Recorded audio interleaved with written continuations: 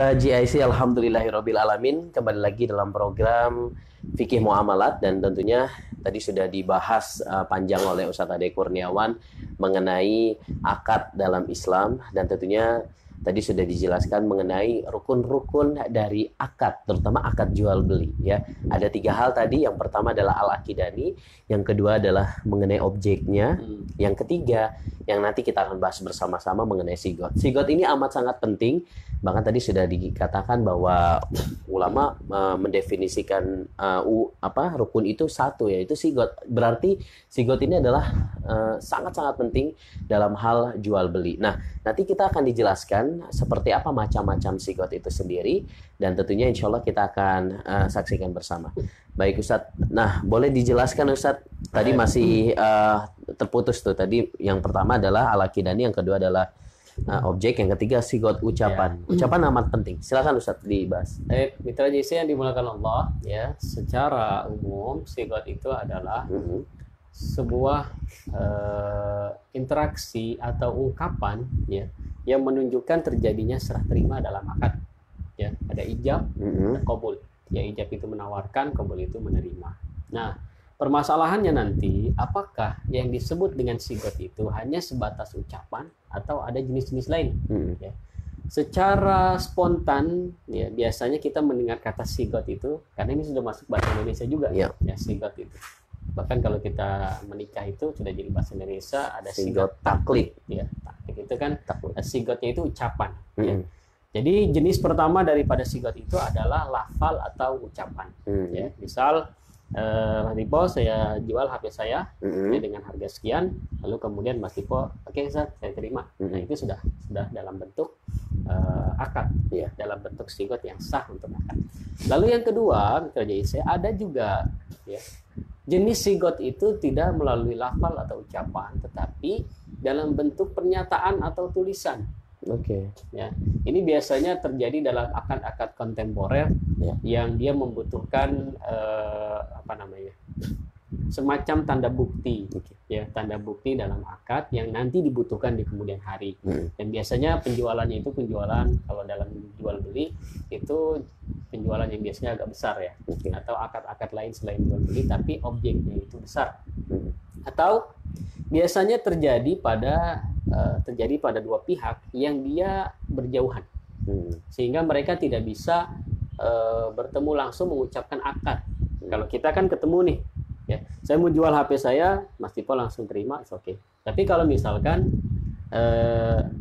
saya ingin menjual mobil saya, tapi yang beli saudaranya Mas Tipo, yang dia tidak ada di sini, gitu. Maka saya dengan pembeli, dengan saudara Mas Dipo kan tidak bertemu langsung dan tidak bisa langsung oke, saya terima, enggak begitu ya. Kalau sekarang mungkin bisa ya pakai handphone, tapi zaman dulu ketika tidak ada handphone atau di wilayah yang belum ada handphone, maka bagaimana akadnya? Bisa dilakukan dengan cara menulis atau pernyataan. Saya tulis bahwa saya menjual barang saya, mobil saya misalkan, nah, lalu saya tanda tangan. Itu baru ijab saja tuh, ya belum sah. Sampai nanti Mas Dipo berikan surat pernyataan itu kepada saudara yang akan membeli, lalu kemudian dia menandatangani bahwa dia telah menerima dan menyetujui penjualan ini. Kayak pihak pertama dan pihak kedua gitu ya. Nah, jadi sigot ini saya ulangi, tidak mesti dalam bentuk lafal atau ucapan. Ya, tapi bisa juga dalam bentuk tulisan. Nah, kalaulah dalam bentuk tulisan saja bisa, maka nanti ya hal-hal lain yang juga menunjukkan bahwa dengan itu terjadi interaksi serah terima itu pun bisa. Misal dengan apa? Dengan isyarat. Ya, coba bayangkan kalau ada orang yang tunawicara, 2 orang itu pengen jual beli, tapi dia nggak bisa nulis. Paling dia bisa, kan begitu? Ya. Nah, maka isyarat-isyarat yang diberikan oleh kedua belah pihak ini, kalau itu menunjukkan bahwa mereka saling ridho dan sepakat untuk serah terima barang, itu bisa dikatakan sebagai sigot. Gitu. Jadi sigot tidak mesti dalam bentuk ucapan, juga tidak dalam bentuk tulisan saja, tapi bisa juga dalam bentuk isyarat. Bahasa isyaratnya. Lalu kemudian yang ketiga, Bahkan bisa dalam bentuk transaksi, dalam bentuk perbuatan. Coba apa contohnya? Kalau perbuatan, Orang lebih mensahkan transaksi bukan dengan ucapan, bukan dengan tulisan, bukan dengan isyarat, tapi dengan tindakan. langsung dilakukan. Enggak. Misal, Apa? biasanya tanda tangan MOU itu bisa dikatakan sebagai sigot, ya. Dengan dia tanda tangan, ya, tindakan tanda tangan itu bisa disebut sebagai sigot. Oh, tadi berbeda. Tadi isyarat, yang pihak pertama, pihak kedua itu apa sih tadi? Itu kan yang pertama itu dengan ucapan. Yang kedua kan dengan tulisan. Ya. Yang ketiga itu dengan isyarat. Ya, ini dengan tindakan. Oh, tindakan. Salah satu contohnya itu kalau dia sudah sampai menandatangani, berarti tandanya sudah sah. Atau misalkan gunting pita. Itu kan tidak ada ucapan yang sigotnya, tapi dengan dia menggunting pita itu, maka itu dinyatakan sebagai sigot. Atau kita sepakat, deal pakai gini. Ini juga termasuk tindakan. Dengan kita deal, ya, insya Allah aman ini ya dari corona ya. Amin. Jadi dengan kita salaman dan itu menunjukkan bahwa kita deal, itu juga bisa dibilang sigot. Gitu. Ya, jadi pemaknaan sigot ini luas sekali. Ya. Bisa ucapan, bisa tulisan, bisa isyarat, bisa tindakan. Yang kelima yang ajib. Apa tuh? Bisa dengan diam. Diam. Pernah dengar kalau ada seorang wanita dipinang, lalu kemudian dia diam, maka diamnya wanita itu tandanya dia menerima.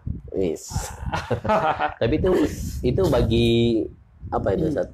Masa diam bisa? Padahal kan di sini ucapan gitu, Sat. Artinya sesuatu yang diakui secara uruf, ya, secara adat gitu. Bahwa kalau orang itu diam berarti dia setuju. Gitu. Dengan dia mengangguk atau dengan diam? Ada, kalau mengangguk masih ada isyarat. Tindakan, itu berarti tindakan masuk. Iya, atau isyarat. Bisa isyarat, bisa tindakan. Tapi diam itu bisa. Misalkan kita sedang ada tawar-menawar nih. Ya. Tawar-menawar, alot. Ya, Tiba-tiba si penjual, si pembeli, oke lah saya naikin dah. Penjualnya diam. Berarti tandanya dia setuju. Gitu. Ya, tapi tentu konteksnya menyesuaikan, ya, dan tidak perlu kita kemudian saklek dengan hal-hal seperti ini. Betul. Ya, yang aman itu tentu dengan biasanya sih dalam transaksi realnya kita melakukan itu semua. Ya. Isyaratnya menunjukkan ada tindakannya juga ada, bahkan terkadang tulisannya juga, apalagi ucapannya. Bahkan diam pun bisa juga. Biasanya bisa. Begitu. Ya. Itu kira-kira jenis-jenisnya dan nanti kita bisa kembangkan. Ya. Biasanya yang paling banyak sekarang ini minta diisi itu berhadapan dengan dunia online. Ya. Tapi kalau kita dengan memahami kaidah ini, saya kira semua transaksi online yang kita lakukan itu bisa masuk, ya, kepada kaidah-kaidah ini. Tinggal ini tepatnya di mana. Gitu, ya. Orang yang melakukan transaksi online dalam bentuk jual beli online itu kan tidak ada ucapan. Ya, tidak ada ucapan, tetapi tindakan dia dengan dia mengklik yes itu berarti sudah termasuk kategori sigot, gitu. Ya. Dan setelah diverifikasi tidak ada masalah, ya, lalu kemudian disetujui oleh penjual, itu juga masuk kategori sigot, ijab dan qabulnya di sana. Jadi ijab qabulnya tidak mesti dalam bentuk si penjual dan pembeli itu bertemu bertatap muka lalu kemudian saling berucap, tidak mesti begitu. Itu Mas Dipo. Ya, kalau termasuk yang tadi online itu masuknya apa itu, Sat? Bisa dengan kategori tindakan atau tindakan. Tulisan. Tulisan atau tindakan. Dan tulisan sekali lagi tidak juga dimaknai dengan tulisan tangan, ya. Ya, dengan ada di online itu kan biasanya kita verifikasi dan setuju, itu kan termasuk tindakan. Yang nanti setelah itu kan ada bentuk perjanjian biasanya. Nah, perjanjian itu bisa dimasukkan ke dalam kategori sigot dalam bentuk tulisan. Nah, lalu pertanyaan yang tidak diperbolehkan dalam sigot itu apa? Yang tidak diperbolehkan dalam sigot, ucapan, ya, itu tidak ada sambutan dari salah satu pihak. Oh gitu, hanya satu pihak ya, saja. Hanya sepihak saja, itu tidak boleh. Kalau tadi kan kita membicarakan bentuknya, ya, tapi prosesnya itu terjadi ijab dan qabul. Udahlah dia ikhlas lah, pasti maulah. Itu yang tidak boleh. Oke. Gitu. ambil aja itu barangnya. Punya siapa itu? Dia Nah, kasih. gampang itu mah ikhlas, dia mau orang baik gitu. Itu nggak boleh, tak tahu ya. Mas Dipo di kantor misalkan ambil barang punya temannya gitu kan, dalam hati, nah udah dia mah pasti nggak apa-apa kok. Nah, itu nggak boleh. Oke. Ya, harus ada. Walaupun nanti dalam bab lain ini bisa kita bahas juga. Ada misalkan dalam i'arah meminjam sesuatu dan hal itu hal yang sudah ma'ruf secara kebiasaan, tidak akan menimbulkan masalah, itu boleh. Misal di satu rumah itu ada 5 pasang sendal dan kita sudah tahu pasti bahwa tidak ada yang mempermasalahkan siapa pakai sendal yang mana gitu, dan saling ridho gitu di antara mereka. Ridho. Nah ini bisa masuk, bisa juga dikategorikan sebagai persetujuan walaupun tidak terjadi sigot yang jelas di sana gitu. Tapi yang kita bahas tadi ya, ini jenis-jenisnya saja ya. Aturan mainnya sigot itu harus terjadi ijab dan qabul dari kedua belah pihak yang bertransaksi begitu. Iya. Nah Ustadz, terakhir lah sebelum kita tutup, tadi sudah dijelaskan mengenai macam-macam sigot, mulai dari tadi diucapkan dengan tindakan, dengan isyarat, bahkan diam gitu. Nah kalau tadi di rukun dijelasin mengenai kita harus berakal, harus waras gitu. Nah kalau dari ucapan sendiri punya spesifik gak syarat-syarat sigot itu? Ada nggak Ustaz? Kira-kira ada beberapa ulama yang memberikan syarat-syarat khusus untuk sigot ya. Yang pertama, syarat ijab dan qabul ya, sigot itu harus jelas. Jadi jangan, maksudnya jelas ya, di sini jelas, tidak ambigu.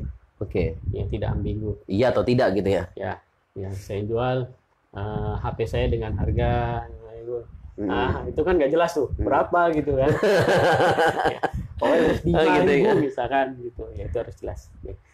Apa bentuknya nanti ya, kalau misalnya udahlah harga mah terserah ente lah bang gitu, tapi kan harus jelas berapa nanti di endingnya tetap ada kan gitu, artinya ada persetujuan. Nah ini nanti poin yang kedua ya. Poin kedua itu adanya persetujuan dan kesesuaian. Ya. Mas Dipo bilang, saya jual HP 2 juta. Ya. Oke, saya terima 200.000. Nah ini nggak sesuai namanya. Gitu. Jadi terimanya 200.000. Ini tidak boleh. Ya. Jadi harus ada kesesuaian. Ya otomatis kesesuaian itu nanti berkaitan dengan tadi kejelasan itu. Ya, jadi harus jelas. Kemudian kesesuaian antara ijab dan qabul. Dan yang terakhir ya, harus diucapkan secara berkesinambungan ya. Kalau konteks zaman dulu itu harus dalam satu tempat. Nah ini yang saya jelaskan, maksud berkesinambungan di era sekarang itu tidak mesti dalam satu waktu ya. Kalau ulama kita dulu mendefinisikan sigot berkesinambungan ini satu waktu, sekarang tak gitu ya, dia tawar deal. Tapi sekarang kan tidak begitu ya. Ketika kita ingin membeli barang di online misalkan, itu kan belum tentu ketika kita nawar ya, biasanya kita tanya tuh ya, hai apakah produk ini masih ada? Penjual kan belum tentu dia lagi online gitu lah. Nah dia mungkin akan jawab di di waktu kemudian, beberapa waktu kemudian. Nah ketika dia jawab lalu kemudian kita jawab sampai akhirnya terjadi deal, itulah yang disebut dengan sigot yang berkesinambungan. Jadi jangan putus di satu. Misalkan saya tanya barangnya ada tidak ya, karena dia nggak jawab, udahlah kalau gitu ambil aja deh. Nah itu nggak boleh, harus terus berkesinambungan sampai selesai begitu ya. Allahu a'lam bishawab. Saya kira ini tentang syarat-syarat sigot. Iya.